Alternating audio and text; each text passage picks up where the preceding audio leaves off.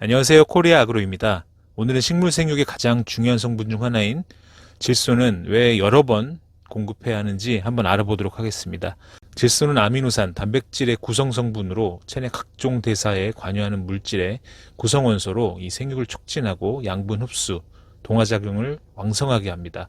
물론 질소를 잘못 주면 웃자라고 연약하게 자라서 병해충에 약해지고요. 또 착색, 당도 양상에 문제가 발생하지만 이 분명 고품질 다수학을 위해서 질소 공급은 매우 중요합니다. 하지만 질소는 비료로 공급해도 비료의 이용률이 아무리 높아도 50%를 넘기 힘든데요. 특히 질소는 토양에서 그 어떤 성분보다 빠르게 사라집니다. 그래서 질소는 다른 성분보다 더 자주 시배하게 되는데요.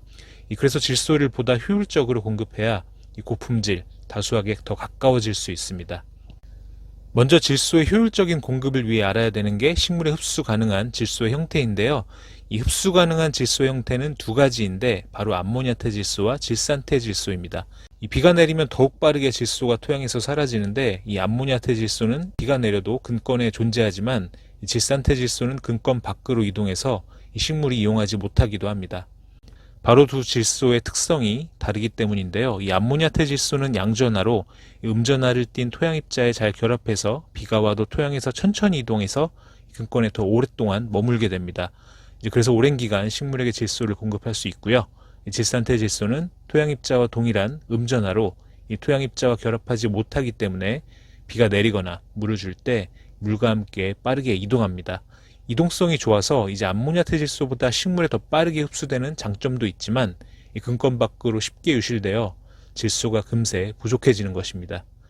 특히 토양에 따라서 그 정도가 더 심한데요. 물 빠짐이 심한 사질토 같은 경우에는 비가 오게 되면 질산태 질소는 빠르게 물과 함께 근권 밖으로 이동해서 금방 질소가 유실되고요. 그래서 사질토에서는 한 번에 많은 비료를 공급하기보다는 여러 번 나눠서 공급하시는 게 더욱 효율적입니다. 이 밖에도 질소는 토양에서 다양한 작용으로 인해서 쉽게 사라지는데요. 토양 산도가 적정 범위보다 높을 때는 암모니아 가스가 발생되어 사라지고요. 또 반대로 탈질 작용이라고 해서 아질산, 질소가스가 발생되면서 질소가 토양에서 사라집니다.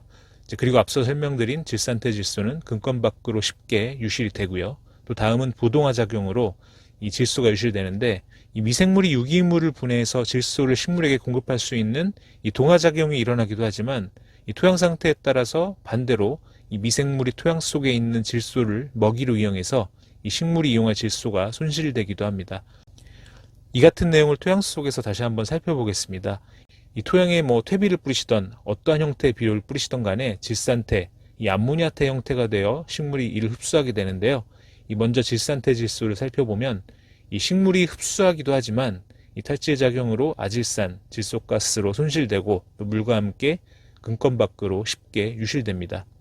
이처럼 질산태 질소를 살펴보니까 이 질소 효율을 위해서 암모니아태 질소 공급을 더 많이 공급하는 게 좋아 보이는데요. 하지만 불행하게도 이 토양에서는 이 미생물에 의해서 이 암모니아태 질소가 질산태 질소로 변화하는 질산화 작용이 발생합니다. 이 질산화 작용은 토양에서 무조건 일어난다고 보시면 되는데요. 이 질산화 작용이 일어나는 과정에서도 이 질소가 가스로 손실이 되고요. 또 암모니아태 질소가 질산태 질소로 변화하면 마찬가지로 탈질 작용, 근권 밖 유실로 이 질소가 쉽게 토양에서 사라집니다.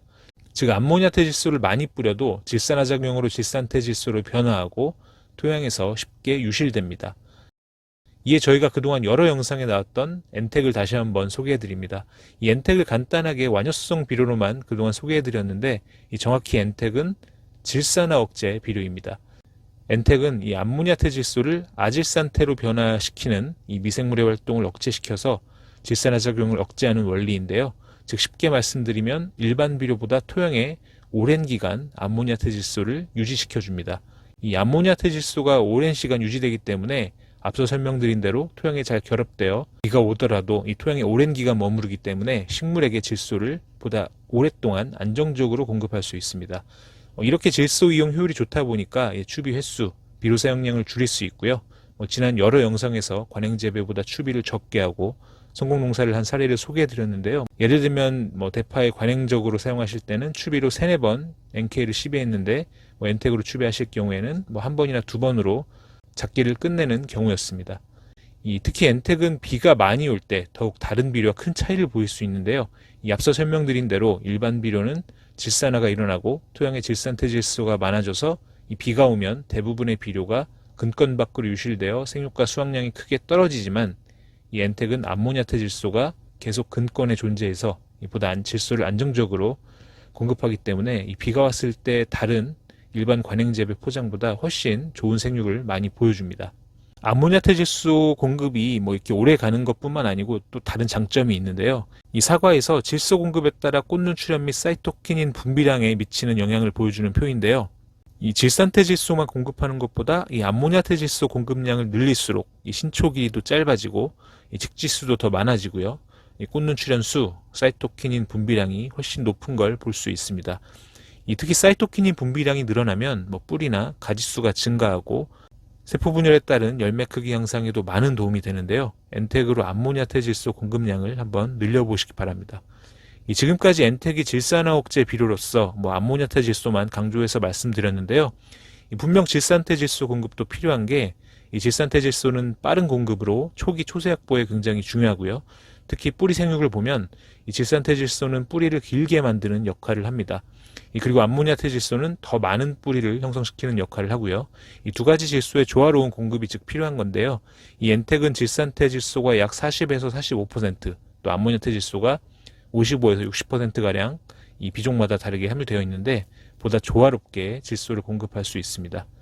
지금까지 왜 질소 비료 효율이 떨어질 수밖에 없는지, 왜 비료를 많이 줘야 되는지 한번 알아봤는데요. 지난 엔텍 소개 영상에서는 암모니아태질소 공급량을 늘릴 때 어떠한 장점들이 있는지 더 소개되어 있으니까요. 못 보신 분들은 한번 확인해 보시고요. 이 비료 선택에 참고해 보시기 바랍니다. 오늘은 여기까지고요. 다음에 더 좋은 정보 드릴 수 있도록 노력하겠습니다. 감사합니다.